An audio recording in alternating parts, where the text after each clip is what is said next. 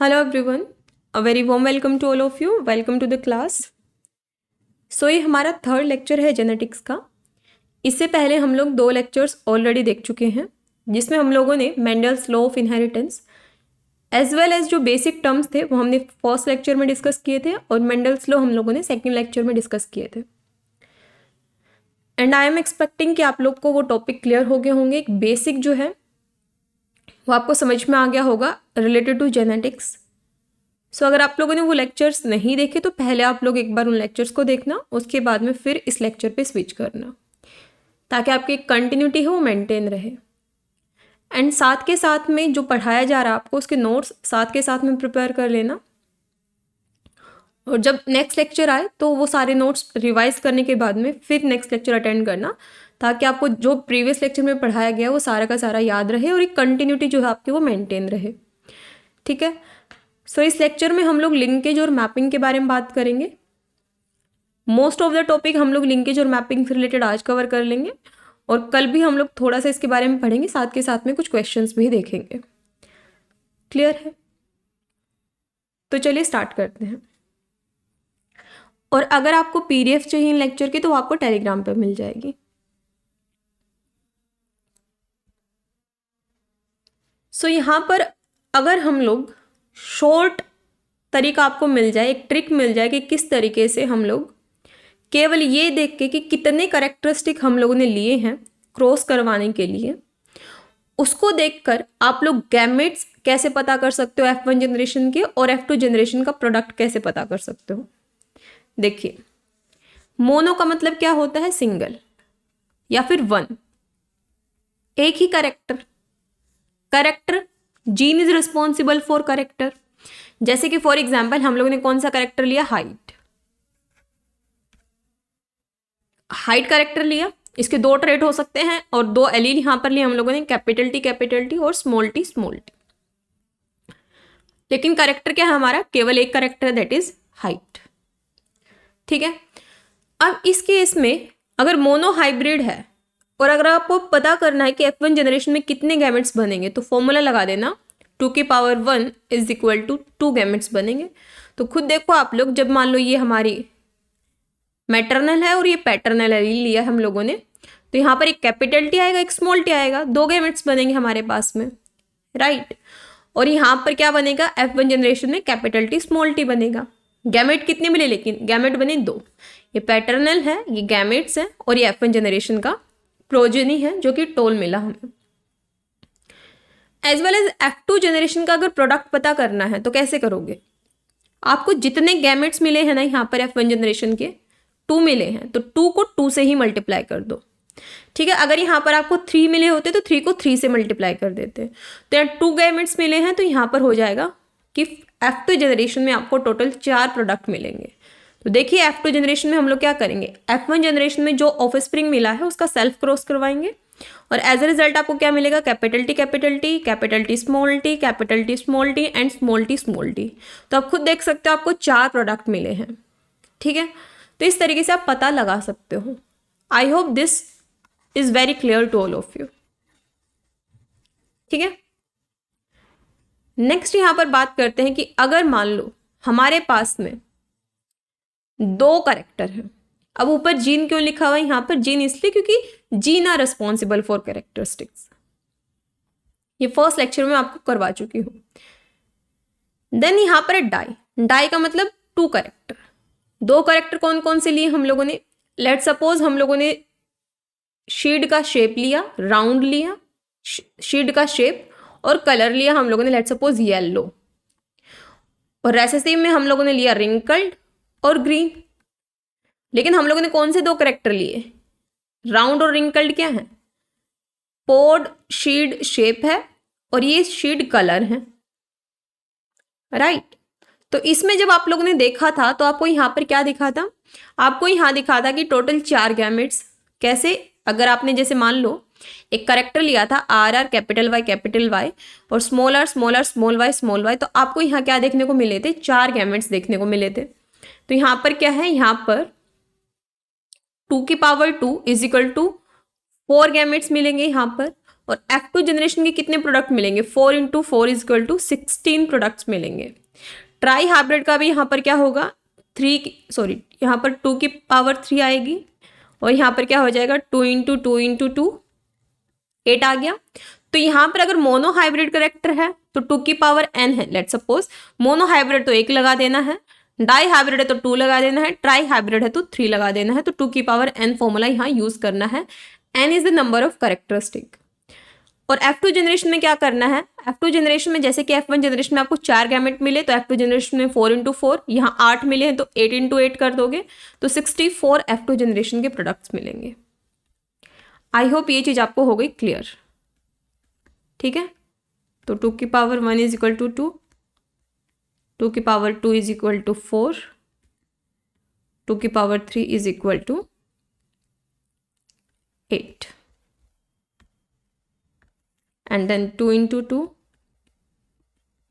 is equal to 4, 4 into 4 is equal to 16, 8 into 8 is equal to 64, ठीक है। Next यहां पर बात करते हैं हम लोग गैमेट फॉर्मेशन के बारे में।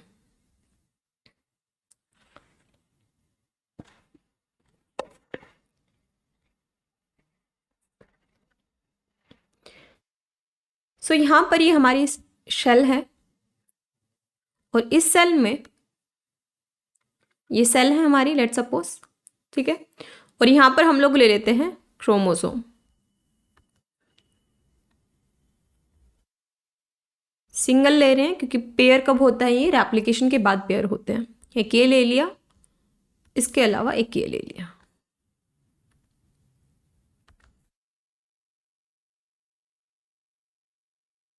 ठीक है। यहां पर क्योंकि हम डिप्लॉयड ऑर्गेनिज्म हैं, क्या है हम लोग, डिप्लॉयड ऑर्गेनिज्म है, तो डिप्लॉयड ऑर्गेनिज्म है तो 2 एलील होंगे यहां पर। तो कौन से 2 एलील लिए हम लोगों ने, एक लिया हम लोगों ने कैपिटल ए और एक लिया हम लोगों ने स्मॉल ए। इसके बाद क्या हुआ यहां पर, इसके बाद यहां पर हुआ रेप्लिकेशन, क्या हुआ यहां पर, इसके बाद यहां हुआ रेप्लिकेशन। रेप्लिकेशन में क्या हुआ, रेप्लिकेशन में रेप्लिका मिली हमें। तो इस तरीके से आपको यहां पर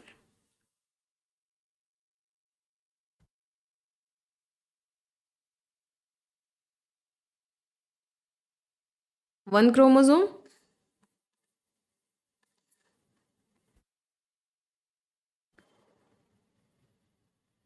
एंड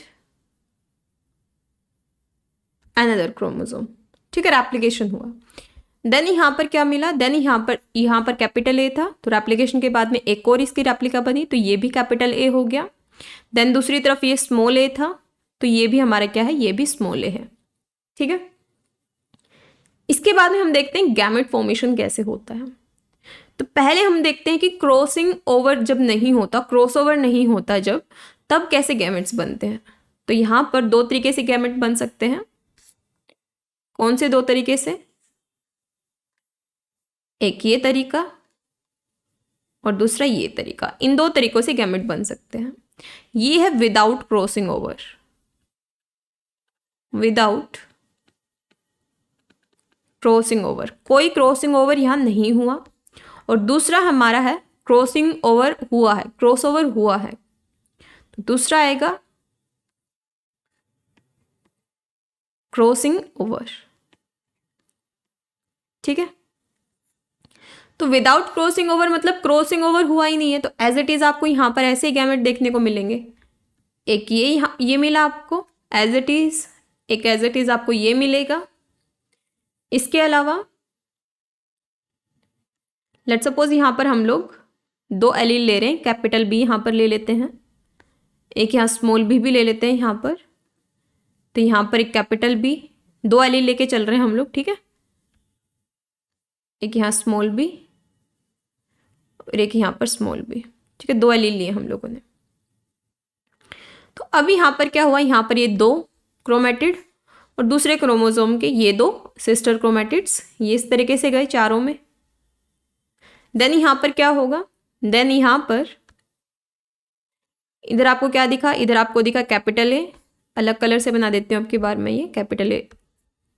तो यहाँ पर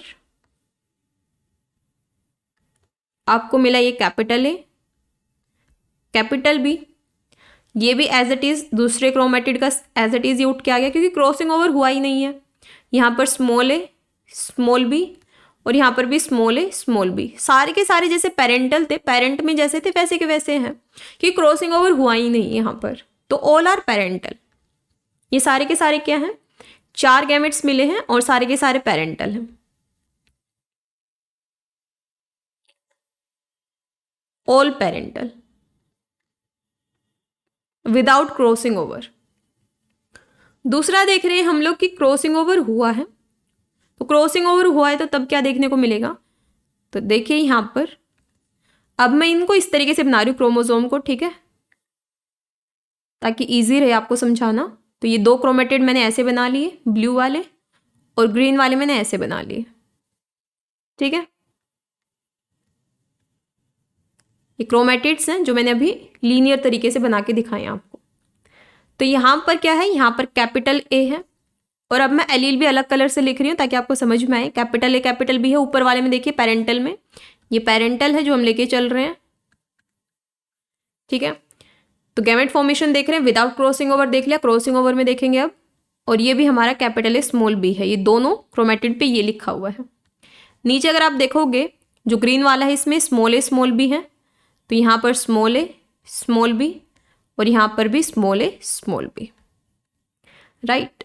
जस्ट अ वेट, इसको थोड़ा सा हम लोग गैप इनके बीच में होना चाहिए ताकि आप क्लियरली समझ आए।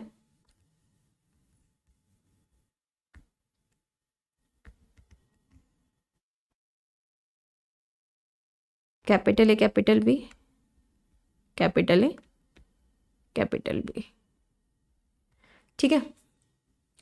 तो लेट्स सपोज यहाँ पर क्रॉसिंग ओवर हुआ है, तो यहाँ पर क्रॉस ओवर का साइन लगा देते हैं हम लोग, यहाँ क्रॉसिंग ओवर हुआ है, ठीक है। क्रॉसिंग ओवर हुआ है तो देखिए ए किसके साथ गया, बी के साथ, यानी अब ए के बगल में क्या आ रहा होगा, स्मॉल बी आ रहा होगा, ए के बगल में स्मॉल बी आएगा। और स्मॉल ए के साथ में कौन है, स्मॉल ए के साथ में यहाँ पर आप देख सकते हो स्मॉल ए के साथ में कैपिटल बी है, तो बना लेते हैं हम, क्योंकि यहाँ पर क्या हुआ, क्रॉस हुआ है। तो अब देखिए यहाँ पे 4 गैमेट मिले, यहाँ पर भी आपको एक इस तरीके से।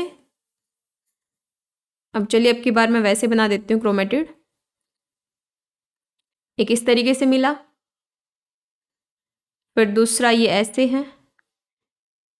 इनकी किस में चेंज आया आपकी बार, जीन जो है इनके कॉम्बिनेशन अलग दिखेंगे अब की बार आपको, क्योंकि क्रॉस ओवर हुआ है अब की बार। तो अब की बार आप अगर यहाँ पर देखोगे तो यहाँ पर ऊपर वाला जो है ये वाला तो एज इट इज पेरेंटल है, ये वाला तो एज इट इज पेरेंटल है, नीचे वाले में क्रॉस ओवर हुआ है, तो ऊपर वाले में तो as it is capital A capital B लिख देते हैं। नीचे वाले में क्या हुआ, देखिए कैपिटल ए जो है ना ये बी के साथ अब की बार क्रॉस कर गया है, तो यहाँ पर क्या होगा, कैपिटल ए जो है ये स्मॉल बी के साथ में क्रॉस कर गया है। तो ये वाला तो हमारा पेरेंटल है, लेकिन ये वाला जो है ये रिकॉम्बिनेंट मिला हमें, क्रॉसओवर की वजह से एक्सचेंज हो गया यहाँ पर जीन। नीचे वाले में देखिए स्मॉल ए है, लेकिन स्मॉल ए देखिए आप ऊपर की तरफ किसके साथ क्रॉस कर गया है, कैपिटल बी के साथ कर गया है। तो यहाँ कौन आ गया, यहाँ पर आ गया कैपिटल बी, ये भी हमारा क्या है, ये भी रिकॉम्बिनेंट है, ये भी क्या है, रिकॉम्बिनेंट है। नेक्स्ट में देखिए, नेक्स्ट नीचे वाला स्ट्रैंड तो एज इट इज पेरेंटल है, small A small B as it is parental है। तो अब भी जब आप देख रहे हो क्रॉसिंग ओवर से क्या हुआ है, टोटल 4 गैमेट मिले हैं, टोटल कितने गैमेट मिले हैं, 4, लेकिन 4 में से 2 पेरेंटल हैं, 2 रिकॉम्बिनेंट है, यानी कि 50% आपको यहाँ क्या मिला है, यहाँ पर क्रॉसिंग ओवर का रिजल्ट क्या है, 50% आपको पेरेंटल मिला है और 50% आपको क्या मिला है, 50% आपको रिकॉम्बिनेंट मिला है। 50% क्या मिला आपको, रिकॉम्बिनेंट मिला है। और एक चीज आप लोग हमेशा ध्यान रखना, that recombination can not be more than 50%। एक चीज हमेशा ध्यान रखना, इससे क्वेश्चन पूछे गए हैं, रिकॉम्बिनेशन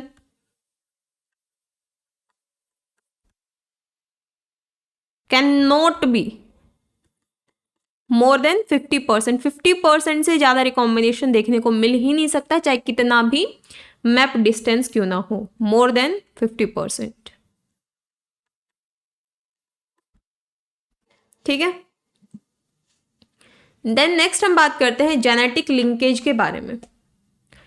लिंकेज का मतलब क्या है? लिंक्ड है। जैसे कि लेट सपोज एक सिंपल एग्जांपल से समझते हैं। देखो फॉर एग्जांपल के यहां पर दो दोस्त हैं, ठीक है। अब मैं जीन समझ लो आप लोग, ये इस दोस्त का नाम है जीन 1, इस दोस्त का नाम है जीन 2, दो दोस्त हैं। अब इनको मैं जीन 1 जीन 2 ना लिख के अब मैं कुछ और नाम लिख देते हैं यहां पर। ये मोटू पतलू है, ठीक है, ये दो दोस्त हैं। तो यहां पर अगर इन लोगों की डेली कन्वर्सेशन होती है, स्कूल जाते हैं, एक ही सीट पे बैठते हैं, ठीक है, खाना एक साथ खा रहे हैं, ठीक है, बातचीत इनकी बहुत अच्छी है, मतलब बेस्टेस्ट फ्रेंड है, मिलना जुलना लगा हुआ है इनका, ठीक है, घर पे भी आते जाते हैं एक दूसरे के घर पे भी, कभी शॉपिंग के लिए जाना होता है साथ में जाते हैं, कभी ऐसे घूमने के लिए जाना होता है तो साथ में जाते हैं, कभी ट्रिप पे जाना तो साथ में जाते हैं, स्कूल में जाते हैं साथ में जाते हैं, साथ में ही खाना खाते हैं, ठीक है, साथ में टीचर से डांट खाते हैं। तो इनकी दोस्ती बहुत गहरी है कि 24 आवर में से अप्रोक्स से 10 घंटे एक साथ रह रहे हैं, ठीक है। तो यहाँ पर क्या कोई चांस है कि इनकी दोस्ती टूट जाएगी? इनके बीच में अगर कोई थर्ड पर्सन भी एंटर करना चाहेगा तो नहीं कर पाएगा। क्यों? क्योंकि एक दूसरे से क्या है, लिंक है। क्या ये लिंक्ड है? लेकिन अभी क्या हुआ कि जो पतलू है इसका वीजा लग गया और ये चला गया कहां पर? लेट्स सपोज ये चला गया अमेरिका, ठीक है। और ये जो मोटू है ये अपना इंडिया में ही है, ठीक है, किसी विलेज में ही है ये। तो अभी इनका क्या है, अब इनका कोई कनेक्शन नहीं हो पा रहा, ठीक है, कोई कनेक्शन में नहीं है। और अमेरिका जाने के बाद में अब दो चांसेस हैं। कौन से दो चांसेस हैं? कि ये पतलू जो है अमेरिका चला गया, मोटू यहाँ इंडिया में है, किसी गांव में रहता है। अब यहाँ पर दो चांस है कि इनकी दोस्ती जो है 50% चांस है कि दोस्ती रहेगी, 50% चांस है कि क्या पता मोटू ये सोच ले कि पतलू ने वहां जाके नए दोस्त बना लिए होंगे और उनकी दोस्ती बिल्कुल ही खत्म हो जाए। 50% चांस है यहाँ पर, ठीक है। तो यहाँ पर अब इससे आपको क्या पता चली? लिंकेज के बारे में भी यही होता है। लिंकेज में भी कुछ ऐसा ही सीन है कि लेट सपोज यहाँ पर एक क्रोमोसोम है, क्रोमेटिड है यहाँ पर, ठीक है। इस क्रोमेटिड में एक ए जीन है, एक बी जीन है, दो जीन है ये। और ये ए और बी जीन जो है, ये ए जीन है और एक ये बी जीन है, और इन दो जीन के बीच में बिल्कुल भी गैप नहीं है, ना के बराबर गैप है। तो कोई चांस ही नहीं है क्रॉस ओवर का यहाँ पर। क्यों? क्योंकि एक दूसरे से चिपके हुए इतने, एक दूसरे से लिंक इतने हैं, ये लिंक्ड है, ये 100% लिंक्ड है यहाँ पर। तो यहाँ पर कोई तीसरा बंदा आके क्रॉस ओवर कर जाए, so there is no chance of crossing over, no chance of cross over. क्योंकि जैसे मोटू और पतलू जो है एक साथ ही रहते थे, तो वैसे ए और बी जीन एक साथ ही चिपके हुए ही रहते हैं ये। तो जैसे मोटू पतलू के बीच में कोई थर्ड पर्सन नहीं आ सकता था, वैसे यहाँ पर कोई क्रॉसओवर नहीं हो सकता when two gene are linked to each other. 100% linkage है यहाँ पर। लेकिन अगर मान लो कि यहाँ पर ये हमारा यहाँ पर क्रोमेटिड है और यहाँ पर ये हमारा जीन ए है यहाँ पर, और जीन भी यहाँ पर है, तो यहाँ पर क्या है, डिस्टेंस है। लेकिन रह कहाँ रहे हैं? ये एक ही क्रोमोसोम में रह रहे हैं। कहाँ रह रहे हैं? एक ही क्रोमोसोम में रह रहे हैं, ठीक है, एक ही क्रोमोसोम में रह रहे हैं। ये दोनों रह तो एक ही जगह रहे ना, एक ही पृथ्वी पे रह रहे हैं, तो रह ये एक ही क्रोमोसोम में रहे, एक ही पृथ्वी पे रह रहे हैं। तो यहाँ पर चांस क्या है? 50% चांस है कि यहाँ पर लिंकेज हो सकती है, मतलब 50% चांस है कि दोस्ती रहेगी, एक दूसरे से जुड़े रहेंगे, लिंक्ड हो सकते हैं। और 50% चांस है कि क्रॉसओवर हो जाए, रिकॉम्बिनेंट बन जाए, 50% चांस है। लेकिन एक थर्ड केस लेते हैं कि मोटू अलग पृथ्वी पे है और पतलू मंगल ग्रह पे है, फिर तो कोई चांस नहीं है वहां पर, ठीक है। 100% क्या है फिर? तो अनलिंक्ड है। तो वैसे ही अगर ये जो ए और बी जीन है ये अलग अलग क्रोमोसोम पे है तो 100% अनलिंक्ड है। क्लियर बात है। लिंकेज का मतलब है कोई क्रॉसओवर नहीं हुआ है, और नॉन लिंक्ड का मतलब है क्रॉसओवर हुआ है, क्योंकि लिंकेज ही नहीं है, उनके बीच में दोस्ती नहीं है, तो क्रॉसओवर हो सकता है। क्लियर है। तो अभी समझते हैं हम लोग जेनेटिक लिंकेज के बारे में। सो जीन आर लोकेटेड, यहां पर ये वाली चीज देखो, gene are located at specific chromosome location को लोकाई। ये क्रोमोसोम है, एक जीन यहां पर है, तो यानी ये क्या है, एक घर है ए जीन का, ये लोकेशन है जहां वो रहता है। जैसे कि लेट सपोज आप रहते हो कहीं पर दिल्ली में रहते हो, दिल्ली में किसी पर्टिकुलर जगह पे रहते हो आप लोग, तो वो क्या है, वो आपकी लोकेशन है। ठीक है। तो वैसे रहते हैं क्रोमोसोम पे हैं, लेकिन क्रोमोसोम एक पर्टिकुलर जगह पे जो जीन रह रहा है, ये इसकी लोकेशन, इसको बोला जाता है gene loci. Clear. So the closer two gene are on a chromosome, अगर इस क्रोमोसोम में मान लो दिल्ली में ये मोटू पतलू एक साथ रह रहे हैं, व्हेन क्लोजर टू जीन, जब ये दो जीन क्लोज होंगे, एक दूसरे के समीप होंगे, ठीक है, तो उस टाइम पर क्या होगा, greater the degree of genetic linkage, linkage के चांस यहां पर ज्यादा, इनकी दोस्ती के चांस यहां ज्यादा है, लिंकेज के चांस ज्यादा है। सो यहां पर नो क्रॉसओवर, अगर ये 100% लिंक्ड है तो। Genes located in close proximity, close proximity का मतलब अगर एक जीन जो है ये नजदीक प्रेजेंट है एक दूसरे के, to each other on a chromosome, तो ये क्या है, ये लिंक्ड है, जेनेटिकली लिंक्ड है, ये क्या होंगे, ये एक साथ इनहेरिट होंगे। लेकिन further apart the gene are, लेकिन मान लो ये क्रोमोसोम है, एक यहां है एक ये यहां है, further apart the gene are, अगर दूर दूर हैं, तो यहां पर क्या होगा, crossing over will separate them, तो क्रॉसिंग ओवर इनको क्या कर सकती है, अलग कर सकती है। इस टाइम पर ये क्या हो सकता है, यहाँ पर 50% चांस है कि लिंक्ड रह सकते हैं, और 50% चांस है ये अनलिंक्ड है, और अनलिंक्ड है, अनलिंक्ड मतलब कोई लिंकेज नहीं है, तो यहाँ पर क्रॉसओवर हो सकता है।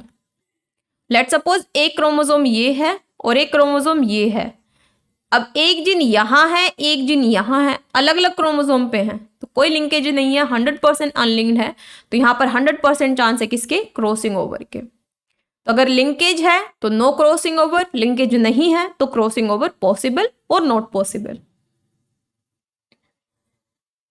क्लियर है इतनी बात। सो यहां पर मैं समझा देती हूँ, बना देती हूँ यहां पर। फॉर एग्जाम्पल यहां पर अब हम दो जीन्स के बारे में बात कर रहे हैं।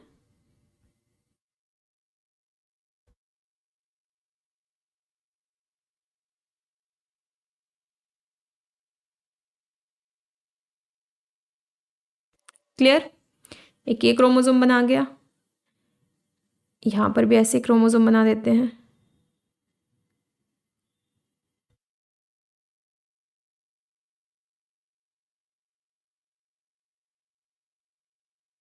ठीक है,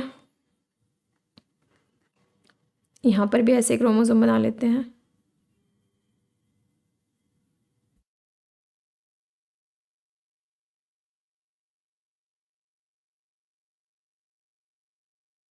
ठीक है, और एक और क्रोमोसोम यहां बना लेते हैं।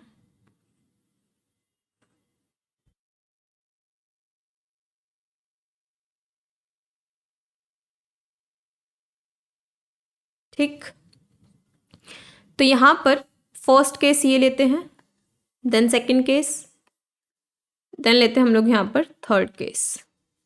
तो पहले कंडीशन में क्या लिया हम लोगों ने, दो जीन लिए हम लोगों ने, एक लिया हम लोगों ने यहां पे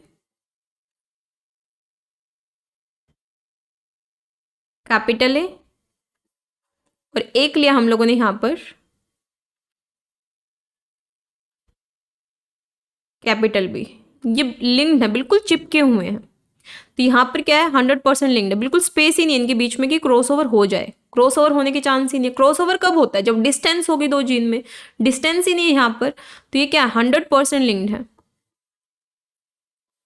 सो there is no chance of crossover, then no chance of crossover.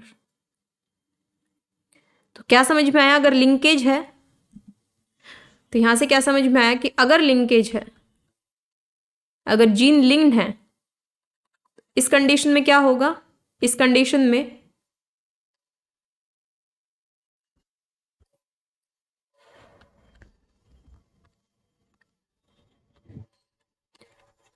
No crossing over.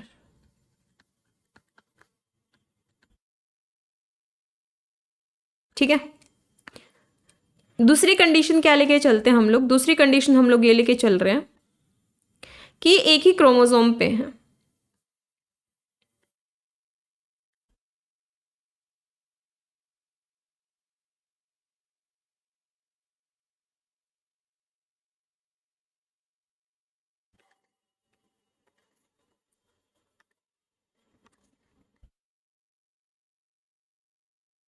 अब की बार क्या है, डिस्टेंस है, इतना डिस्टेंस है इनके बीच में, लेकिन एक ही क्रोमोसोम पे है, लेकिन डिस्टेंस है, दूरी है। तो यहां पर क्या 50% चांस है, 50% चांस है किसके, लिंकेज के,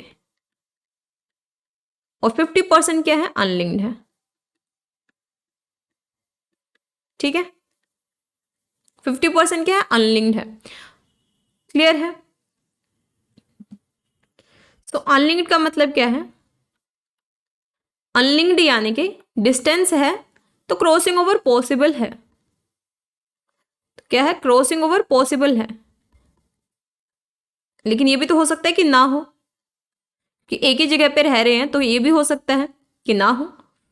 क्रॉसिंग ओवर पॉसिबल भी है और क्रॉसिंग ओवर नॉट पॉसिबल ये भी हो सकता है, हो या ना हो, दोनों कंडीशन हो सकती हैं, लेकिन अनलिंक्ड है तो क्रॉसिंग ओवर होने के चांसेस हैं। थर्ड कंडीशन क्या है, थर्ड कंडीशन यहां पर है, लेट्स सपोज कि एक यहां पर है, ठीक है, इस क्रोमोसोम पे है, और एक जो है इस क्रोमोसोम पे। अब क्रोमोसोम ही अलग अलग है, तो जब अलग अलग है क्रोमोसोम ही, तो यहां पर ये 100% क्या है, अनलिंक्ड है। अब यहां पर 100% अनलिंक्ड है तो रिकॉम्बिनेशन होगा, तो क्रॉसिंग ओवर होगा। ठीक है, अगर आपसे पूछा जाए यहां पर कि क्या रिकॉम्बिनेशन 50% से ज्यादा हो सकता है, सो आंसर इज नो। ये मैंने नोट करके आपको लिखवा भी रखा है यहां पर, ये देखिए, that recombination can't be more than 50%, crossing over 50% से ज्यादा नहीं हो सकता। तो यहां पर एक चीज डिस्कस करते हैं। चलिए यहां पर एक क्वेश्चन देखते हैं नॉर्मल सा।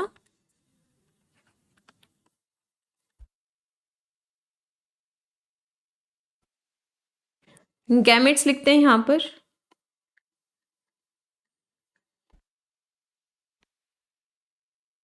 गैमेट्स लेट्स सपोज यहां पर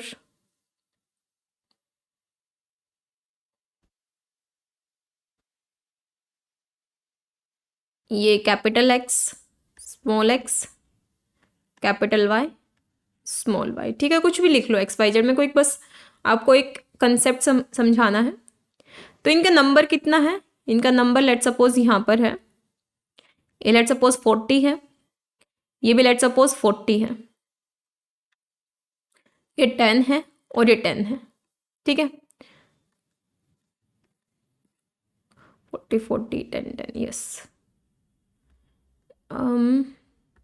इसको 45 ले लेते हैं, चलो। ये 45 है, ये 45 है, ये 5 है, ये 5 है। अब इन नंबर को देख के आप बता सकते हो कि कौन सा गैमेट जो है वो पेरेंटल है, कौन सा रिकॉम्बिनेंट है। क्या देख के बता सकते हो?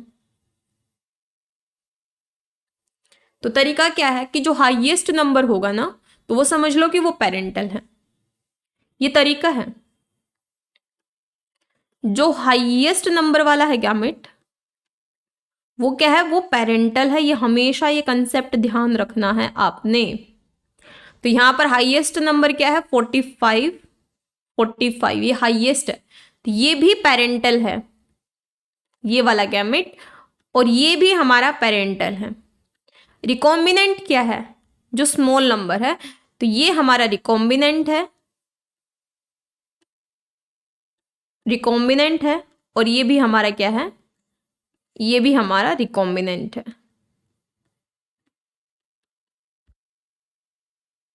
क्लियर? नेक्स्ट बात करते हैं हम लोग जेनेटिक मैपिंग के बारे में। तो मैप क्या बताता है, गूगल मैप आप देखते हो, गूगल मैप पे आप करंट आपकी लोकेशन डालते हो, जहां आपको जाना है वो डालते हो, तो आपको पता चल जाता है कि कितना किलोमीटर दूर है, हमें कितना टाइम लगेगा डिस्टेंस पता चल जाती है। और कितना टाइम लगेगा, तो साथ के साथ हमें यहाँ पर फ्रीक्वेंसी ऑफ रिकॉम्बिनेशन पता चल जाती है कि कितनी चांसेस है रिकॉम्बिनेशन के डिस्टेंस के बेसिस पर। ठीक है, कि मैंने क्या कहा, रिकॉम्बिनेशन किससे पता चलता है, डिस्टेंस से। अगर दो जीन हैं, अगर उनकी डिस्टेंस ज़्यादा है तो यानी कि लिंकेज हो सकते नहीं हो सकते, तो डिस्टेंस को देख के बताते हैं हम लोग फ्रीक्वेंसी को रिकॉम्बिनेशन, रिकॉम्बिनेशन की फ्रीक्वेंसी कितनी है। ठीक है, तो यहां पर जैसे कि क्रोमोसोम लिया है, क्रोमोसोम पे आपको यहां पर ये जीन दिख रहे हैं, यहां पर 49 मियोसिस विद नो क्रॉसओवर, कोई क्रॉसओवर नहीं हुआ। यहां पर क्रॉसओवर नहीं हुआ है तो क्या होगा, हमें एज इट इज ये स्ट्रैंड मिल गए, यानी कि सारे के सारे नॉन रिकॉम्बिनेंट, यानी कि ऑल पेरेंटल। मैंने क्या कहा था, जब गैमेट फॉर्मेशन बताया था, तो गैमेट दो तरीके से फॉर्म होता है, विदाउट क्रॉसिंग ओवर जिसमें सारे पेरेंटल हैं, ऑल पेरेंटल, या फिर इसको एक और वर्ड से आप बोल सकते हो नॉन रिकॉम्बिनेंट, कि कोई क्रॉसिंग ओवर नहीं है, सारे के सारे पेरेंटल हैं, नॉन रिकॉम्बिनेंट। लेकिन यहाँ पर मान लो कि सिंगल क्रॉसिंग ओवर यहाँ देखने को मिला है, तो यहाँ पर ये बता रहे हैं कि यहाँ पर ये एज इट इज पेरेंटल वाला है, यहाँ पर जीन ये पेरेंटल वाला है, इन दो में रिकॉम्बिनेशन हुआ है, एक एक रिकॉम्बिनेंट है, तो दोनों ये बोल रहे हैं कि रिकॉम्बिनेंट है, यहाँ पर ये खुद बता रहे हैं। और वैसे भी जब क्रॉस ओवर होता है तो रिकॉम्बिनेंट बनता ही है, ये बता रही है नॉन रिकॉम्बिनेंट है, नॉन रिकॉम्बिनेंट यानी पेरेंटल है, ये पेरेंटल है। तो अगर ये कंडीशन है, ये आपको दे दिया गया है, तो फ्रीक्वेंसी ऑफ रिकॉम्बिनेशन कैसे निकालोगे। तो फ्रीक्वेंसी ऑफ रिकॉम्बिनेशन निकालने के लिए एक फॉर्मूला होता है, that is number of recombinant upon total into 100। तो रिकॉम्बिनेंट कितने, केवल दो, ये देखिए रिकॉम्बिनेंट यहाँ 1 1 है, वन रिकॉम्बिनेंट 2 है, ये देखिए रेड से इसको हाईलाइट कर देती है, देखिए 2 रिकॉम्बिनेंट है, 1 1 लिखा हुआ है सामने, तो 2 रिकॉम्बिनेंट है, अपॉन में टोटल कर लो 49 49 49 1 1, यानी कि 50 50 एंड 100, और टोटल देखना है, टोटल मतलब recombinant plus non recombinant, total देखना 49 49 49 49 और 1 1 1 ये है, तो ये 200 हो जाएगा टोटल इंटू 100। तो यहाँ पर कितनी फ्रीक्वेंसी आ गई, 1%। 1% लिख सकते हो, मैप डिस्टेंस यहाँ पर है तो इसको आप लोग सेंटीमॉर्गन में भी लिख सकते हो, तो रिकॉम्बिनेंट फ्रीक्वेंसी या फिर सेंटीमॉर्गन इक्वली है ये। ठीक है, तो आई होप ये चीज आपको समझ में आ गई कि फ्रीक्वेंसी ऑफ रिकॉम्बिनेंट कैसे पता करते हैं। इसको मैं एक और तरीके से आपको समझा देती हूँ कि रिकॉम्बिनेंट फ्रीक्वेंसी कैसे पता करते हैं। Frequency of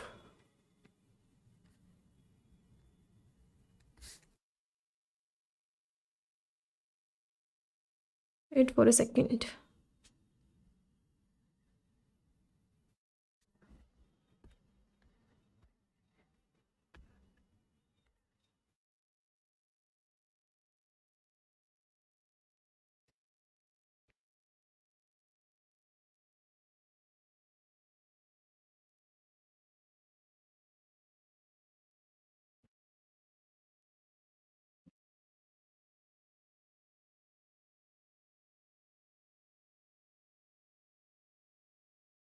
yes, now it's all right. So frequency of recombination कैसे पता करते हो, इसके लिए एक फॉर्मूला होता है, क्या, नंबर ऑफ रिकॉम्बिनेंट, कि रिकॉम्बिनेंट कितने हैं, रिकॉम्बिनेंट समझ गए क्रॉस ओवर वाले, अपॉन में टोटल लेना, टोटल यानी recombinant plus non recombinant into 100, ये फॉर्मूला होता है फ्रीक्वेंसी ऑफ रिकॉम्बिनेशन का। जैसे यहाँ पर आपको दिया गया है कि 157 जो है रिकॉम्बिनेंट है, 965 पेरेंटल, 1067 पेरेंटल और 146 रिकॉम्बिनेंट। तो रिकॉम्बिनेंट कितने यहाँ पर, तो आप देखिए 157 प्लस 146 जो है ये रिकॉम्बिनेंट है, तो कितना आ गया हमारे पास में 303, ये इतने रिकॉम्बिनेंट है अपॉन टोटल। तो टोटल में सारे आपको टोटल करने हैं, सारे के सारे, तो ये सारे के सारे आ रहे हैं 2335 इंटू 100, ये कर देना है, आपका रिजल्ट आ जाएगा कि कितने फ्रीक्वेंसी ऑफ रिकॉम्बिनेशन है, कितना परसेंट है। उसको आप लोग परसेंट में भी लिख सकते हो या फिर सेंटीमॉर्गन ये सिंबल भी यूज कर सकते हो। क्लियर है? तो रिकॉम्बिनेशन किसके ऊपर डिपेंड करता है? डिस्टेंस के ऊपर डिपेंड करता है। लेकिन रिकॉम्बिनेशन जो है ये 50% से ज़्यादा नहीं हो सकता। यही चीज यहाँ पर भी लिखी हुई है कि रिकॉम्बिनेशन, ये वाला पॉइंट देखिए, 1 map unit is equal to 1 centimorgan, यानी कि जो मैप डिस्टेंस है, जो जेनेटिक डिस्टेंस है, उसको आप लोग 1 सेंटीमॉर्गन से रिप्रेजेंट करते हो। उसको परसेंट में भी आप लिख सकते हो।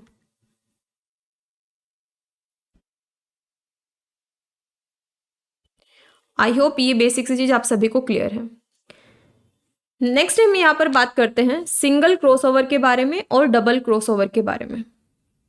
तो सिंगल क्रॉसओवर में क्या होगा, जैसे कि फॉर एग्जाम्पल यहाँ पर मैं बना लेती हूँ, एक मैंने क्रोमोसोम ये बनाया जिसके मैंने 2 क्रोमेटिड बना दिए, इस तरीके से बनाते हैं ना, ये बनाने के बजाय मैंने क्या किया, इसको इस तरीके से, इसको इस तरीके से बना दिया। ठीक है, दूसरा क्रोमोसोम लिया, इसको हमने कुछ इस तरीके से ड्रॉ कर दिया, इसके भी 2 क्रोमेटिड यहाँ पर बना दिए। यहाँ पर हम लोगों ने जीन लिया, क्या, capital A capital B, capital A capital B, और दूसरा लिया हम लोगों ने यहाँ पर स्मॉल ए स्मॉल बी और small A small B. Single crossover किया हम लोगों ने।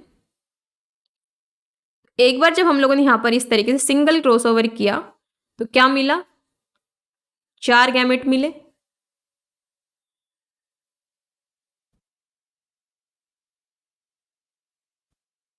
चार गैमेट्स मिले, कौन कौन से, अब यहाँ पर इस तरीके से 4 गैमेट्स है, मैं केवल इसको इस तरीके से रिप्रेजेंट कर दे रही हूँ।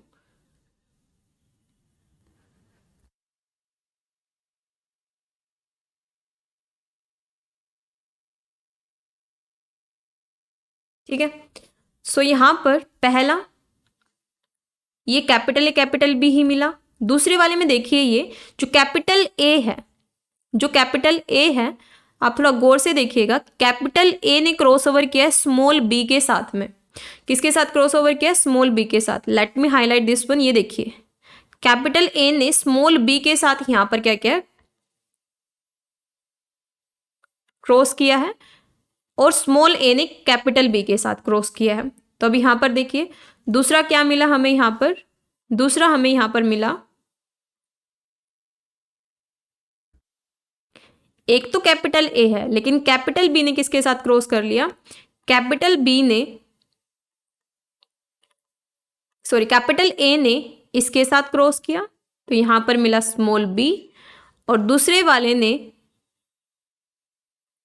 स्मॉल ए, नीचे वाले स्ट्रैंड ने क्या किया, नीचे वाले स्ट्रैंड ने, जो स्मॉल ए है, स्मॉल ए ने कैपिटल बी के साथ क्रॉस किया, तो ये दोनों मिले रिकॉम्बिनेंट। और नीचे वाला स्ट्रैंड हमारा एज इट इज है, पेरेंटल टाइप ही, तो ऐसे कैसा ड्रॉ कर देते हैं। इस केस में क्या हुआ, सिंगल क्रॉसओवर में, सिंगल क्रॉसओवर में हमें ये 4 टेट्राड मिले हैं, 4 गैमेट मिले हैं, जिनको आप लोग 4 को टेट्राड भी बोल सकते हो, जिसमें से 50% रिकॉम्बिनेंट है और 50% हमारे पेरेंटल हैं। ठीक है, ये दोनों के दोनों क्या है, ये दोनों के दोनों रिकॉम्बिनेंट है। 50% रिकॉम्बिनेंट है, ये पेरेंटल है और ये पेरेंटल है, 2 पेरेंटल, यानी 50% हमारा पेरेंटल है। वहीं जब हम बात करते हैं डबल क्रॉसओवर के बारे में, तो यहां पर देखिए, इसको थोड़ा ध्यान से समझना। लेट सपोज ये कैपिटल बी है, ये भी कैपिटल बी है। नेक्स्ट में देखिए, यहां पर ये स्मॉल बी है। अब 2 बार क्रॉसओवर हुआ है, ठीक है, तो 2 टाइम क्रॉसओवर में देखिए क्या होता है,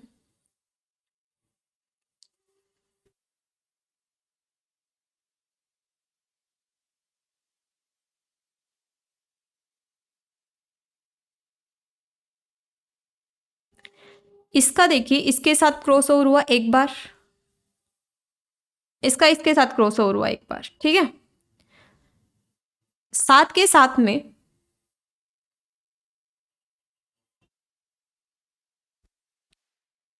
इसका बी के साथ क्रॉस ओवर हुआ, कैपिटल ए का स्मॉल बी के साथ, कैपिटल ए का स्मॉल बी के साथ भी क्रॉस ओवर, और फिर वापस इसका कैपिटल बी के साथ भी क्रॉस ओवर हुआ। समझे? 2 बार क्रॉस ओवर हुआ। कैपिटल ए का इसके साथ क्रॉस ओवर हुआ, फिर इसके साथ।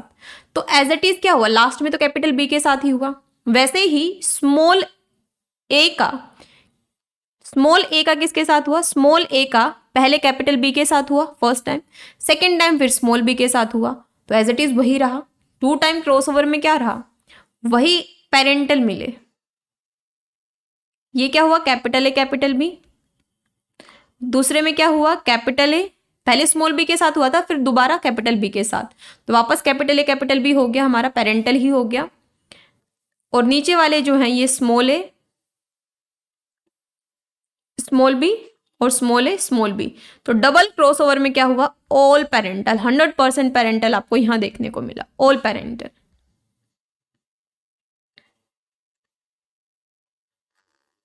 क्लियर है?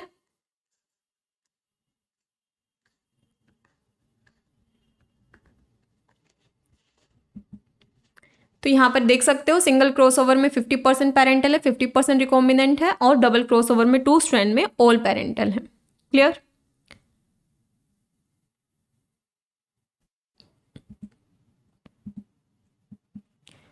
नेक्स्ट यहां पर बात करते हैं हम लोग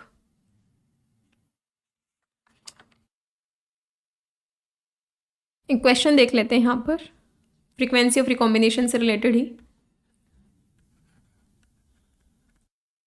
frequency of recombination, frequency of recombination, इसका फॉर्मूला सबसे पहले आपको ध्यान रखना है। रिकॉम्बिनेंट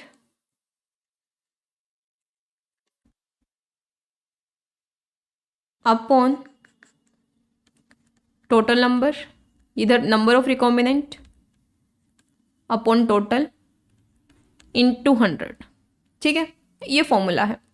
तो जैसे क्वेश्चन में यहां पर एक क्वेश्चन देती हूं मैं आपको, capital A capital B, small A capital B, capital A small B and small A small B. ठीक है, ये हम लोगों ने लिए गैमेट्स। ठीक, तो यहां पर इसका नंबर है, लेट सपोज इसका नंबर है इसका ले लेते हैं चलो 40, इसका 40, इसका ले लेते हैं लेट सपोज 7, इसका ले लेते हैं 3, सॉरी इसका ले लेते हैं 17 और 13। चलो चलो आपको इजी बनाने के लिए 10 ले लेते हैं। चलो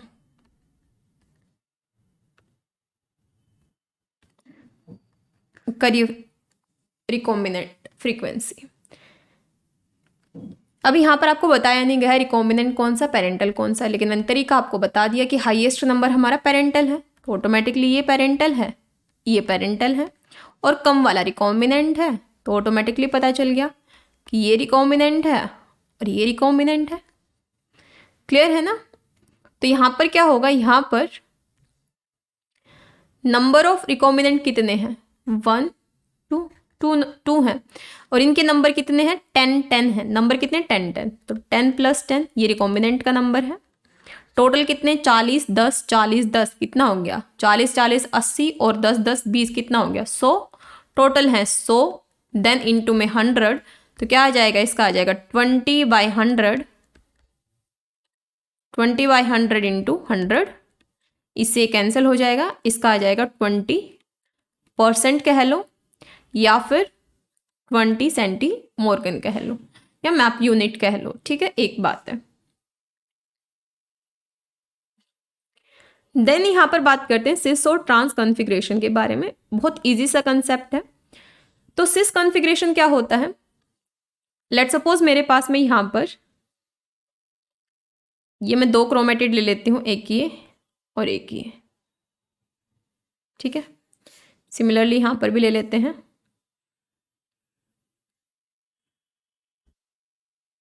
ठीक है, तो यहाँ पर क्या होता है, यहाँ पर सिस और ट्रांस कॉन्फ़िगरेशन में क्या होगा, सिस और ट्रांस कॉन्फ़िगरेशन में यहाँ पर, क्योंकि हम डिप्लॉयड ऑर्गेनिज्म है तो हम लोग 2 एलील के बारे में ही बात करेंगे।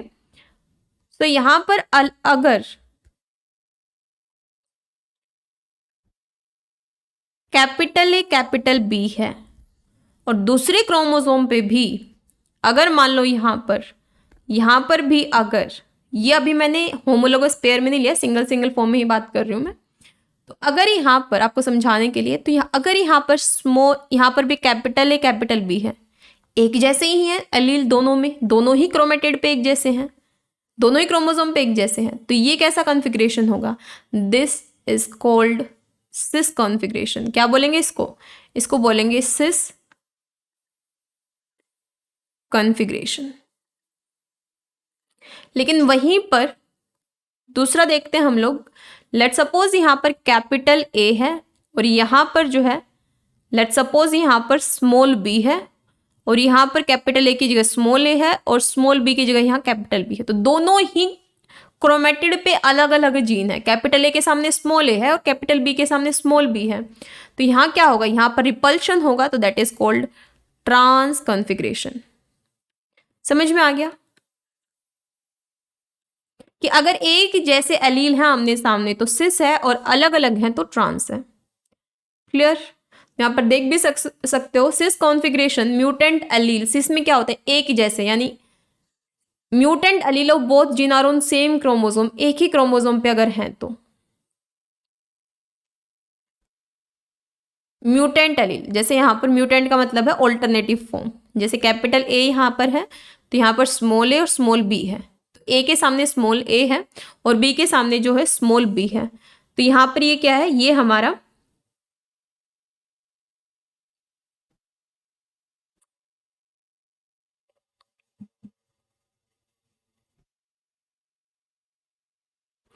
वेट यहाँ पर कैपिटल ए कैपिटल बी आएगा, वेट। तो यहाँ पर अगर इस तरीके से हैं तो दैट इज सिस और अलग अलग हैं तो दैट इज कॉल्ड ट्रांस। ठीक है, mutant allele are on different homologous of the same chromosome. यहां पर आप देखो सिस कपलिंग अरेंजमेंट यहां पर दिया गया है, has both wild type allele on one homologous chromosome, यानी एक ये क्रोमोसोम है, मैंने वहां क्रोमेटिड ही लिया था, क्रोमेटिड लेके बताया था सिंगल, लेकिन यहाँ हम लोगों ने रिकॉम्बिनेशन में ले रहे हैं हम लोग, ये होमोलोगस क्रोमोसोम है। तो अगर यहाँ पर, अब मैं क्रोमेटिड फॉर्म में ही समझा रही हूँ आपको, ये होमोलोगस क्रोमोसोम है एंड यहाँ पर क्या है, and both mutant on the other, तो यहाँ पर जैसे कि लेट सपोज W+ है,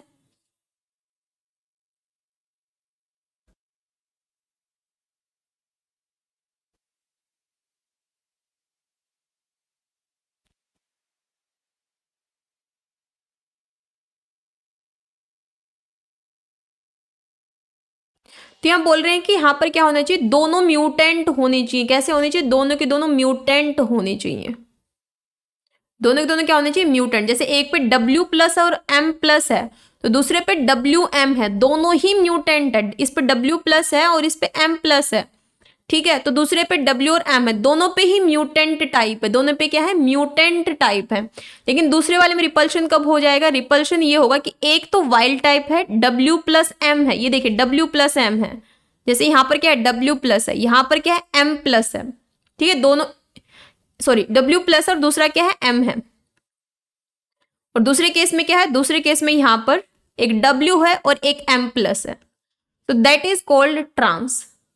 इसमें देखिए आप लोग, इसमें आपको क्या देखने को मिल रहा है, इस एक क्रोमोसोम पे, एक क्रोमोसोम के बारे में बात करें यहाँ पर, इस एक क्रोमोसोम पे, इस एक क्रोमोसोम पे W+ और M+ दोनों ही म्यूटेंट हैं, लेकिन अगर इस एक क्रोमोसोम पे एक W+ है एक M है तो ये हमारा ट्रांस हो जाएगा।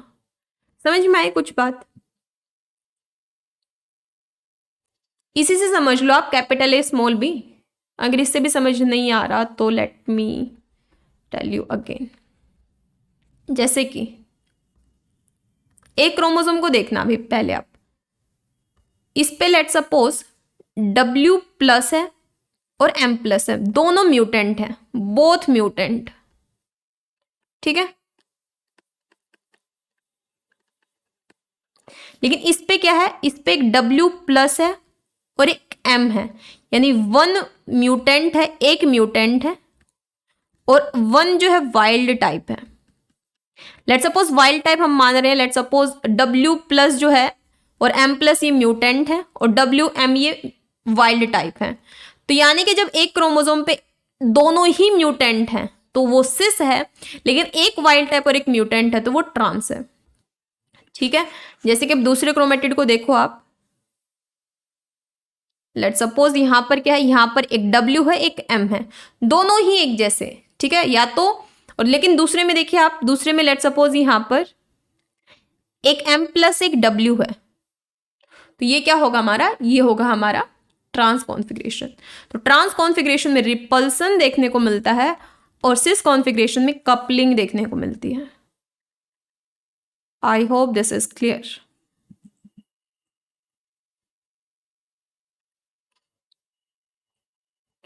क्लियर है? वैसे ही जैसे ये लिखा हुआ है ना, इसका मतलब है इधर कैपिटल ए कैपिटल बी है तो दूसरे वाले पे स्मॉल ए स्मॉल बी, दोनों म्यूटेंट है।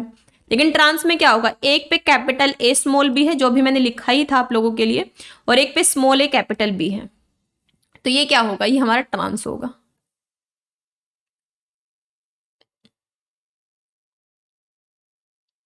चलो एक और क्वेश्चन मैं आपको देती हूँ, कल के लेक्चर में इसको सॉल्व करके आना, that is related to recombinant frequency. RF इसको लिख सकते हैं शॉर्ट में।